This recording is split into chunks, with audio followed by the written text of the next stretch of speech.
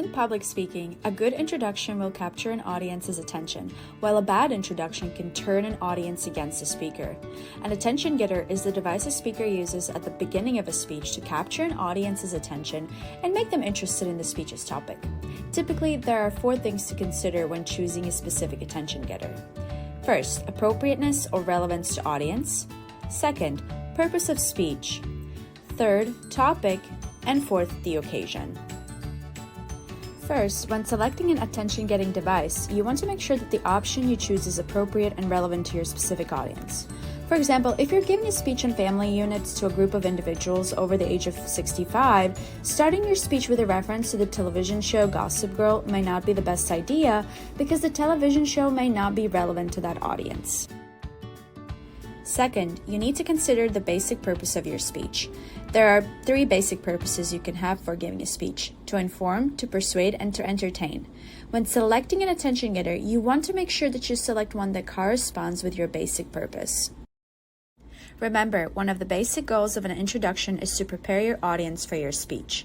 If your attention getter differs drastically in tone from the rest of your speech, the inconsistency may cause your audience to become confused. Your third basic consideration is your speech topic.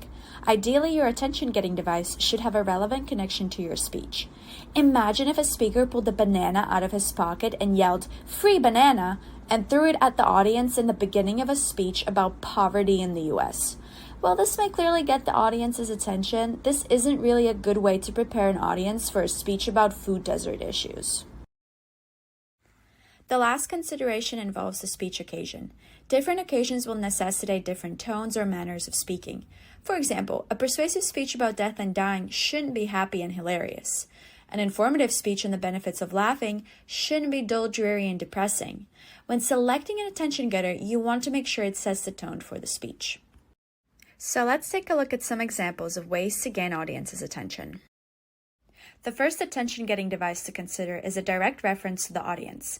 In this case, the speaker has a clear understanding of the audience and points out that there is something unique that should make them interested in the speech's content. Here's an example. As senior students at the University of Tampa, you and I know the importance of time management. In today's competitive world, we need to stay on top of our time management skills. In this example, the speaker reminds the audience of their shared status as senior students and uses the common ground to acknowledge the importance of time management skills. Another way to capture your listener's attention is to use the words of another person that relate directly to your topic. Maybe you found a really great quotation in one of the articles or books you read while researching your speech, or from a movie or a TV show appropriate to your topic. Quotations are a great way to start a speech. For example, in the famous TV show Gossip Girl, Blair Waldorf famously said, "If you're going to be sad, you might as well be sad in Paris." And I agree with her, which is why I want to tell you why you should visit Paris this summer. Another device you can use to start a speech is to surprise your audience with startling information about your topic. Often startling statements come in the form of statistics and strange facts. The goal of a good startling statistic is that it surprises the audience and gets them engaged in your topic. For example, you could start a speech on the psychology of dreams by noting, quote, "The average person has over 1,460 dreams a year," end quote.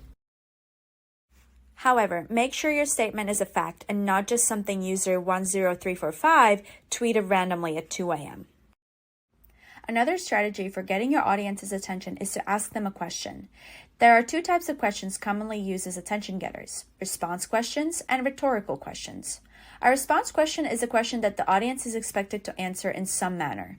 For example, you could ask your audience, "Please raise your hand if you have ever thought about going to Paris," or "Stand up if you own a Labrador." In both of these cases, the speaker wants her or his audience to respond. A rhetorical question, on the other hand, is a question to which no actual reply is expected. For example, if a speaker talking about the importance of getting full 8 hours of sleep asks, "Think back to a time when you felt great when you woke up. Can you even remember such time?"